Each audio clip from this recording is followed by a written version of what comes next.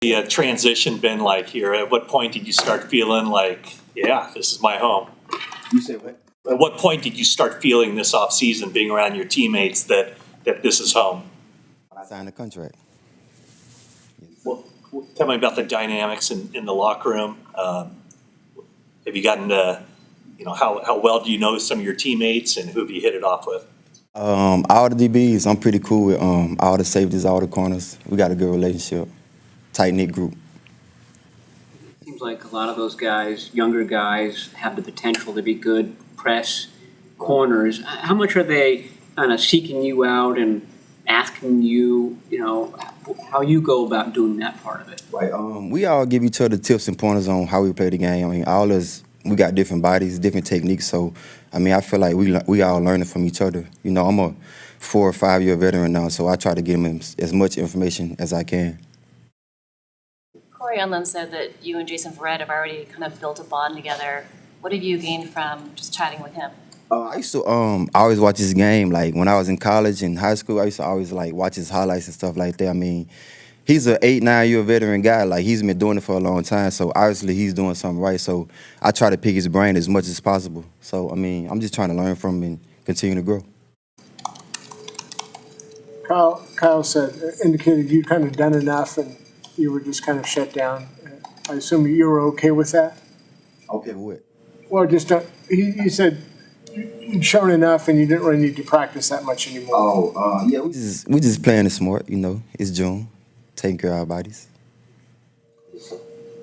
What have you seen from the young guys, Ambry Thomas, Deommodore Lenoir? They great players. They were drafted for a reason. I think they got potential to be great players in the league. They just got to continue to work on their game and learn and take coaching real well, and they'll be great players soon. During the OTA practices that you've taken part in, what's that competition been like? You and the receivers on the other side, Brandon Ayuk, Juwan Jennings, and the other guys. Oh yeah, Juwan kind of surprised me a little bit. He got a lot more talent than I thought he had. He's a great route runner, and we all know Ayuk. He can be receiver number 1 once he put his mind and put everything together. He's gonna be a great receiver in this league. And we got Deebo Samuel once he come back, George Kittle. Once all those guys come back, the offense they gonna do their thing. I'm pretty sure. What is it about Juwan that makes him so tough? Because he didn't test like crazy athletic, but he seems just. He's a football player. He's a great route runner. He know how to work his leverage. I mean, he does what the coaches tell him to do, and he's just a gamer, man. Once he put on the helmet and strap those shoes on, he's a good player. And your impressions of Trey Lance in terms of he's just 22 years old, but he's entrusted with this team. And how does he handle his business? How does he carry himself? He QB1, so he the face of the franchise, so he gonna show the world this season, I think. Any similarities to the quarterback you used to face in practice? Patrick, both of them gonna be great quarterbacks. They light-skinned, great quarterbacks.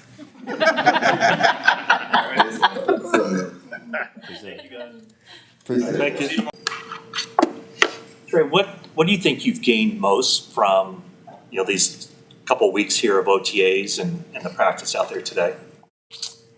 Just reps, being able to be around the guys, being able to be in the locker room, around the coaches. It was big, obviously, to get Brock in the room, new quarterback coach, an assistant quarterback coach. Just being around the guys again, and being around football in this situation is a lot different, obviously, than training other places or throwing routes on there to other guys and stuff like that.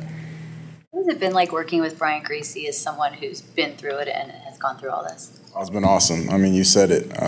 The way that he's been through it, not only helped me as a football player, but helped me off the field with talking to you guys, everything like that.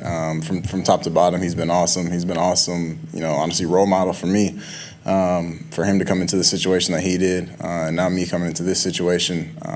He's got tons of experience, not only with football, like I said, with just being in the situation and just being a quarterback in the NFL. One of his first meetings with you guys was he sat all the quarterbacks down and he asked, what's your why? Because that's so important. What was your why, and then what did you get out of that meeting? Yeah, we went through, I don't want to get into too much detail with all the guys, but it's still on the board in the quarterback room right now. We kind of put a group together, a list together of why we do what we do. I mean, building relationships, everything, you know, from building relationships to, you know, to winning, competing. We love the game. But we talked about a lot of stuff, and it was good. I thought it was, you know, the best way to start that situation with him coming in, just because I didn't know anything about him. I didn't know why he took the job. I knew who he was, obviously, and I knew, you know, what he had been doing for the last, you know, 10 years. But just from a personal standpoint, I didn't know anything about him. I didn't know where he lived. I didn't know, you know, anything other than, you know, him as a football player and as a, you know, Monday Night Football announcer. How hands-on is Clay Kubiak as a coach? What's your impression of him?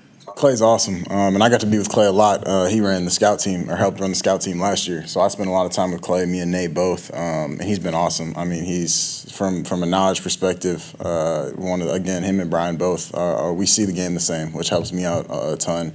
But Clay and Brian are both super hands-on. And I wouldn't say it's like even a 1-2 dynamic at all. In our room, they both helped me out a ton, helped Nate out a ton, helped Brock out a ton. What's your relationship like with Jake Brendel, and how much did whatever time you guys spent last year carry over into now? And how would you describe sort of the responsibilities you guys share in terms of calling out protections, pre-snap, and things like that? Yeah, Jake handles it, honestly, for the most part. That's kind of how our offense works. You know, I have things that we can do from the quarterback standpoint, but for the most part, you know, the center's making the calls every play. So past that, I got to spend a lot of time with Jake. Obviously, I took, you know, all my reps pretty much with Jake, and Jimmy was with Alex last year. And obviously, you know, sad I wanted to play with Alex for sure, but super excited for Jake. I mean, Jake's, you know, 3 lockers down from me. We're together, you know, one of the first 2 in every morning, Jake is. And I know he's one of the last guys to leave. So he works super hard, and his athletic ability is one thing I think that stands out about him. Trey, what kind of interaction have you had with Debo, either yesterday or today, and just what kind of vibe do you get off of him coming back? I mean, Debo's a guy we love to have in the locker room, man. It's good to have him, Trent, Bosa, those guys back. But I talk to Debo a ton. I mean, even when he's not here, so it's obviously good to have him back. Just his vibe on the field, his energy. I don't think he's going to practice this week, but just having him around the receiver room. A lot of guys haven't met him, you know, the rookies especially. The new guys in the receiver room, Ray and Malik and Keyshawn, all those guys have never spent any time around him. So I think it's awesome for those guys just to be able to, you know, get together, get to know each other, spend some time together, you know, on and off the field. But I mean, him, Trent, and Bosa, I mean, when they're in the building, like it's a little bit different. Reps with him for you detrimental in any way this time of year? No, I don't think so. I mean, it would be great, obviously, to have him out there, but I understand the situation. And we'll get to spend a ton of time together, you know, this offseason in July and end of June, so not something I'm worried about at all. And obviously, you know, training camp is nothing but reps. Quarterback coaches did you work out with on your own this offseason, and what little things did you work on? I work with the 3D QB guys, Taylor Kelly, Adam Dado, and John Beck, and then Quincy Avery and Sean McAvoy down in Atlanta. So I kind of split between those two. Spent most of my time in SoCal this past offseason. But man, just cleaning stuff up, using my lower half, kind of real similar. But I know everyone talks about the throwing motion and your slow-mo videos and all that. But it wasn't as much as you guys think. I know you guys everyone has their opinion on it. But for me, it's about getting the ball out, accuracy. Like I said, it's a lot different, you know, working down there, or working away from the building, because you're working primarily as a thrower, not necessarily as a quarterback. So there's little things that you change when you get back here, just from a timing standpoint, from an eye standpoint, little things like that. But it wasn't no major changes for me. The tightness of your spiral, how you spin the ball, something you guys talk about, or are you good with that? I mean, it's great when it spins. For me, like, I changed my grip a little bit. Obviously, like I said, coming off the finger last time I talked to you guys. So for me, it's like just getting back to reps, sitting there spinning the football to myself. But no, it's not like, you know, yeah, man, if I'm throwing to a good spot, I'm throwing to a good spot. I know the receivers would love to catch it, and I love, obviously, when it comes out great, but it's football. Shorten it over time? Is that a goal of yours to get more kind of clip? Not necessarily, I wouldn't say. I don't feel like it slows me down when I get the ball. Everyone throws different, and I know everyone talks about, oh man, it gets below. I don't want to get into the details of it too much, but for me, no, it's not really something I worry about as long as I'm playing on time. Are you noticing that being a year into it, you're more prone to make anticipatory throws? And was that that one-handed catch that Hudson made over the middle today, was that, did that take a little bit of anticipation from your standpoint, given it didn't seem like, from at least my angle, that he appeared open? Yeah, I mean, I think it's just knowing the offense and knowing where guys are going to be, and having spent, all last year with Tanner, for example. Last year on scout team, I got to throw to Tanner a ton, so you kind of get used to throwing to guys, getting used to throwing to spots, how guys run routes against different coverages, different looks. So I think that's probably more of it than just in general trying to anticipate throws. I think it's just feeling guys. Last week, Steve Young said that he had 100% confidence that you see the picture, your processing ability. I wonder, have you and Steve Young spent a lot of time talking about that in this offseason? We got to talk a decent amount, yeah. And I mean, obviously, a guy like that means the world anytime he says anything about me. So obviously, nothing but respect for a guy like that. Everything that he's done, and him having been in this building and played for this organization.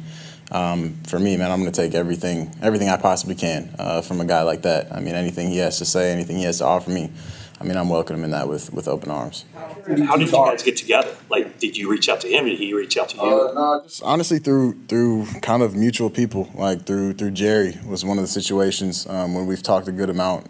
But through the team, team events and different things like that, and then getting in contact, obviously, having each other's phone numbers also. Is there any one thing in particular that stood out that he's told you or shared with you so far?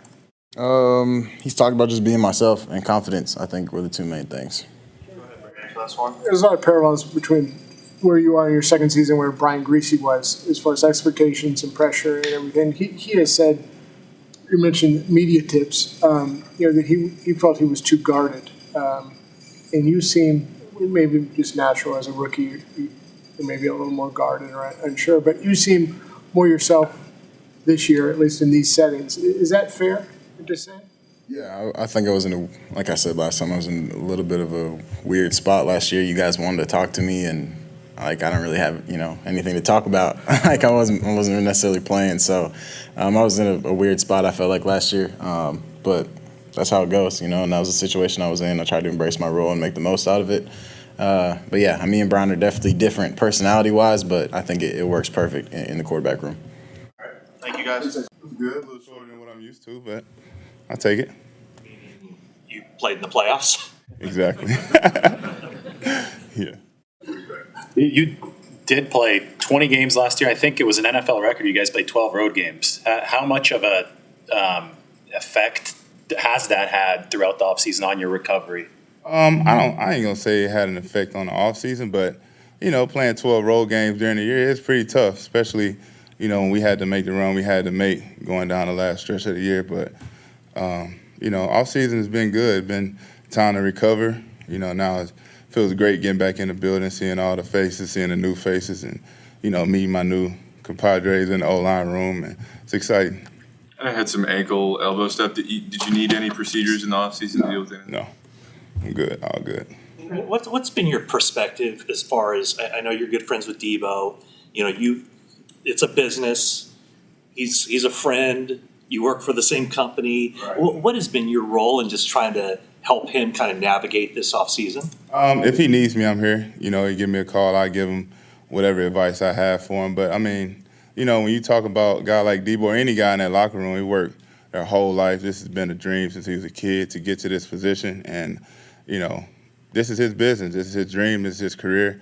I'm definitely not the one to overstep and try to offer advice. If he asks me for something, which he has, and we've had, good quality talks. And, I think that he's grabbing the situation by the horns now and, showing how mature he is by showing up. And, I think that goes a long way. What's Jake Brendel like as a teammate and as an offensive lineman? And for you, I know you haven't been around much this offseason, but what's the process in transitioning to a new center? Jake is a vet. He's been around. He's been with Coach Furster for a long time. He knows it all. Every center is pretty much the brains of the operation, not just a starting center, but all the way down to, third, fourth string. Only time you usually see a center with issues if they're rookie or new to the system. But Jake is just like any center I've ever been around. He knows the offense inside and out. He's almost like talking to a coach when you ask about assignments and game plans. So Jake is an outstanding player. I think he's going to continue to play productive football for a long time, and we're glad to have him. You talked about meeting the new guys in the O-line room as the veteran in the room. How much responsibility do you feel for kind of helping getting the chemistry together and gelling? I feel a huge responsibility. Just to, Coach First is like family to me, just to help him and assistant coaches kind of, it's a big room right now, and there's a lot of young players, so to help them get the players up to speed or whatever they need me for, I'm here.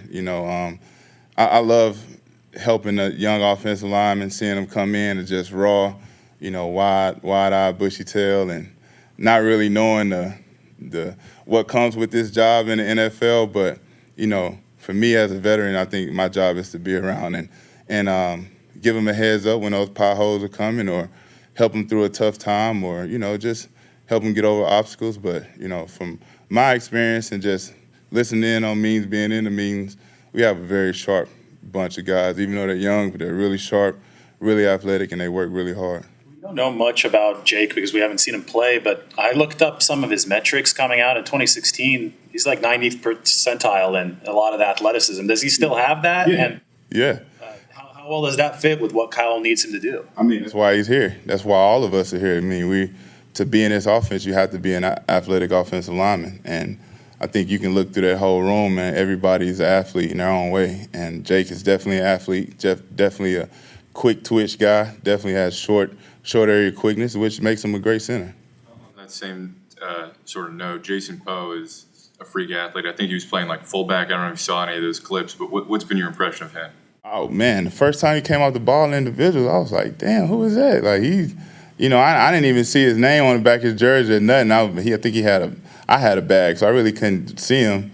I was a little tired from doing individuals, so I wasn't focusing on who was going against me. But his first step off the ball, I'm like, wow, it's extremely quick. It's extremely quick. He has really good footwork, and I think that athleticism from playing football is going to take him a long way, especially in this offense. In all your years doing this, how has your off season evolved? Like what your process evolved, whether your regiments change or with the times, are there any differences this spring for you? Yeah. I think as you get older, as you put more and more reps on the body, I think it's you have to kind of take care of yourself a little more during the off season. Have to be a little bit more mindful about how much stress you put on the joints, and because like you said, we just had a 20-game season, and you can't burn your candle from both ends of the stick. So for me, it's all about trying to maintain what I have while gradually getting better, but not to put my future reps at risk, if that makes sense.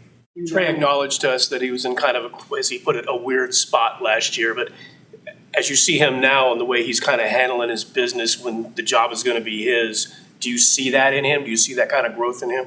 I do see the growth. I do see it, but honestly, I couldn't tell that he was in a weird spot last year. So seeing him, in the locker room now, optics, I don't really see a difference in him. I think he carries himself extremely well, which is why he's here, why everybody's so high on him. We all know his attributes as a quarterback, but I think his mental, the way he carries himself, the way he holds his head, the way, nothing ever rattles him, I think that's his key feature, and I think that'll take him a long way. That's surprising coming from someone who's so young. Yeah. Very surprising. From a 21, right? Yeah, 20. Well, he just turned 22, right? Yeah, so he's just old enough to buy a beer, not in the last 12 months. So, it's very, very surprising to see a guy with that much on his shoulders, and see a guy with so much publicity around that position, especially here. To see him continue to march forward and continue to get better and block out all the noise is, to me, I think is phenomenal. It's only one practice today, but did you notice anything different about him on the field? Yeah, his command, he's a lot more comfortable.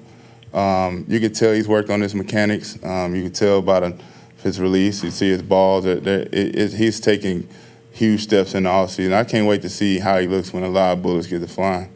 Is it important for you, for a quarterback, to take on a leadership role and make it his team? And do you see Trey Lance doing that, or is it important for guys in the locker room to see Trey take that step this summer? I think if you're a natural born leader, you lead, and if you're not, we're all grown here. Nobody's gonna fall for for okie doke, right? If you're not a leader, then there's people here to lead, and just because he plays quarterback, we're not gonna say, hey, we need you to lead everybody. That's what I'm here for. That's what Kittle's for. It's what Fred's for. We have good foundational pieces as leaders in this locker room. So, you always want your quarterback to be a leader because he's the one mouthpiece that you hear every play, and it helps, but it's not mandatory. And I don't think in our position or Trey's position that it's mandatory, but he has the qualities to lead, and he has the qualities where people will want to follow him.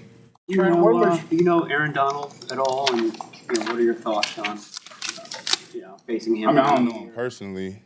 You said, what are my thoughts? Yeah, just on his new contract. He was contemplating retirement. Now he's gonna. Yeah, I wish he would have retired, but he deserves a contract. Obviously, we all know what he can do.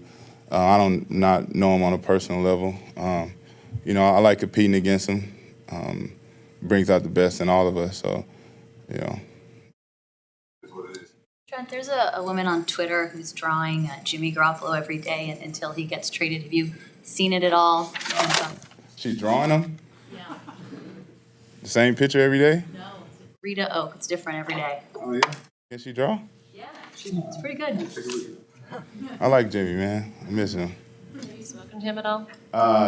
Not here in the last couple months, but Jimmy's a lifetime brother for me. I just wish him nothing but the best in the future. He's such a great teammate, such a great dude. So, I love him to death. So, I'm going to go look at those pictures because, I'm always pro Jimmy. You're going to like it. Trent, when did your ankle heal, from the NFC Championship game? And was that the word? I know you've played with a lot of stuff, but where did that rank as far as toughest injuries to play with? Number one. Probably, I really had no business out there. So hard for me not to be out there, knowing the position we were in and knowing what we were trying to accomplish. But I probably, looking back on it, probably shouldn't have pushed it that far because I feel like, I think Colton would have did a better job on 2 healthy ankles than I could have did on 1. In hindsight's 2020, of course. But it was hard for me to tell my teammates no at the time. But looking back on it, I think I probably pushed it a little too far. And when was it finally right? Maybe a week before the draft. Yeah. Right, what's it working like now? You don't have Lakin next to you, so you're going to be grooming a new right guard most likely in Aaron Banks, if not somebody else. But what's your impressions now of seeing Banks a year into his career? Y'all seen him, right? He's transformed himself, in a few months. And to me, that's indicative of a lot, not just a good diet and a good workout regimen, but it's mental toughness for a guy to be able to go in and change his whole body composition in, 90 days, so to speak. So Banks, his athleticism has always jumped off the board to be the size of a man that he is. But now, shedding 20 pounds, he definitely looks light on his feet, footwork looks 10 times better, his balance, his upper body lean, everything is in place now. And I think he's ready to take that big jump from year 1 to year 2. And I'm here to help him. Anything else? What's it like having Mike and Brunskill just behind for those young guys? It seems like they're sort of coaching them up every play. What's the value of having them back there like that? It's priceless. It's priceless for a guy like Mike, guy like Dan. They played a lot of football, played in a lot of big games, and they're so knowledgeable. Dan is probably one of the smartest guys in the room. As far as knowing the playbook and knowing assignments and getting everybody going to the right direction. So having those guys is like an ace in the hole. Having any veteran that knows as much as they know and is willing to help anybody, that's an ace in the hole. All right, appreciate it, Trent.